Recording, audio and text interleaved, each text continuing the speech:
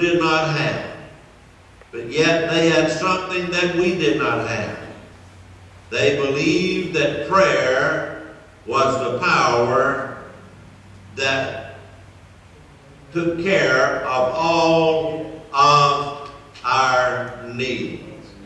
I believe today that the comforts that God has blessed us with has become a downfall in our life.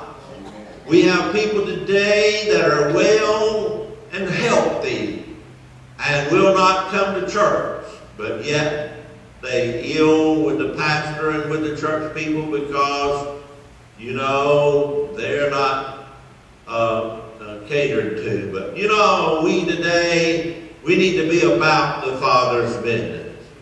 But I tell you today that the early church knew how to get in touch with God. And because many people were being healed because of sickness, because of diseases, God was healing and delivering many of them. Many of the bondages of sin were set free. And because of this, the early church grew. Matter of fact, if you read the history of the early Pentecostal days, you need to read Like a Mighty Army.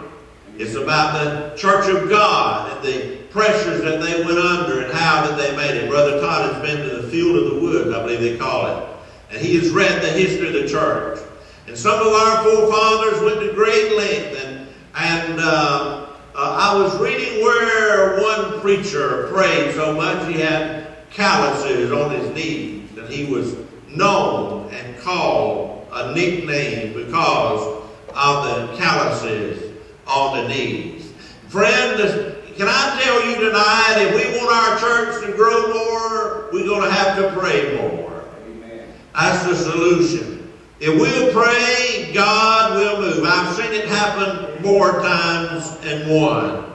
You know, but whenever the church prays and starts growing, don't you think it's going to be easy, because when the church starts growing, the devil's going to start crowing.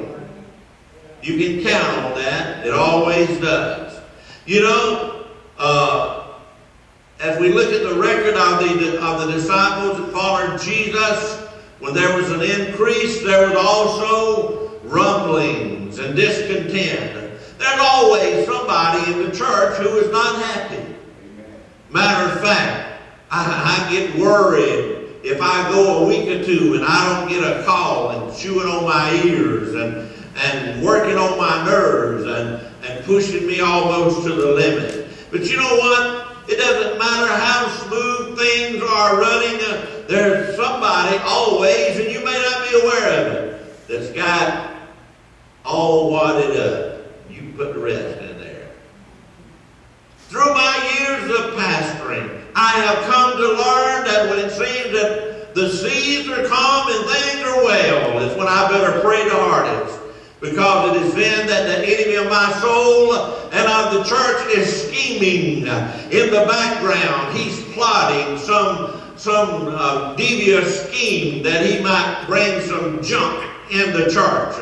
You know, so we find today that as we look at the early church, after the praying got started, problems arose. Problems from within and problems from without. First of all, tonight I want to look at some of the problems that were outside of the church in that day. You know, in order to understand why Peter was in prison, we got to get an idea of what was happening in that day. You see, Jesus and God had designed and planned that the church would begin in Jerusalem. Jerusalem. It was the hardest place on the face of the earth. They wouldn't even hear the prophets, much less the Christians that had gotten saved in that day. No wonder Jesus, when he was making his way off of the Mount of Gethsemane, that he looked down over Jerusalem and he said, "O Jerusalem, Jerusalem, thou that stonest the prophets and them that are sent unto thee, how often I would have gathered thy children together, even as a hen gathereth her chickens under her wings, and would not. In other words, Jesus was saying to them, you killed the preachers whom I've sent to you, and I really wanted to gather you under my wings, and as a chicken does, and you were not willing. Have you ever, y'all are not farmers, you don't know nothing about the old chicken to get out in the backyard, and she'll sit down and cluck a few times,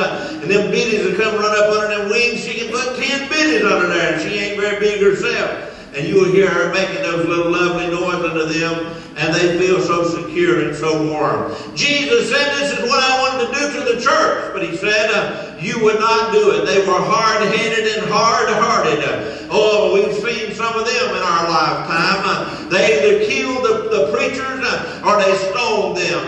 In fact, they killed Jesus and nailed him to a cross. Now the disciples were supposed to go into this environment, and they were supposed to start a church in this hard field. And then there was the problems that were within the church. If you think we got problems today, I want you to listen. I've got a list of them here. I'm going to read them off to you, of the problems that were in the early church. In the very inception, you see, and I can give you names as we go along, and I might give you some of the names, but the treasurer of the church had been stealing money out of the receipts, and he had finally committed suicide. You remember where Judas went out and hanged himself. He was not truthful with the funds. And then we find that the most prominent leader of the church had denied the faith and denied that he even knew the Lord. You know when Jesus was arrested and he was taken to the high priest's house, and Peter went down there, and the little damsel said, oh, you're one of them. He said, oh, no, I don't even know him.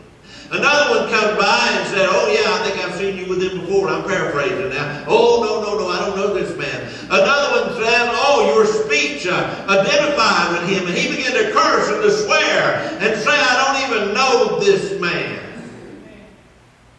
They were commanded by the officials that they should not even teach or speak at all in the name of the founder of the church, who was Jesus. If they did it, they had to go underground and do it. Hypocrisy and lying had been discovered in the membership of the church, which had threatened the very power of its witness. You know Sapphira and Ananias, how that they come and lied about what they got out of the land. There was racial strife in the church, which caused a murmuring among the people. Only the Jews, as far as they were concerned, was worthy of being a part of the church. And there was much debate about that. Their favorite and most faithful deacon had been stoned, Stephen by name. And there was a government hitman named Saul. I wish you would do a study on Saul sometime and listen to Paul's testimony about how that he had secured papers and rights from the chief priest and from the authorities. And he went about, and where he found a Christian, he would torture them and cause them to curse and deny the Lord. He beat them with clubs and whatever, and many of them he killed. And he was a hero because of the government in that day. And he had papers on his way to Damascus to arrest some Christians when he was struck down.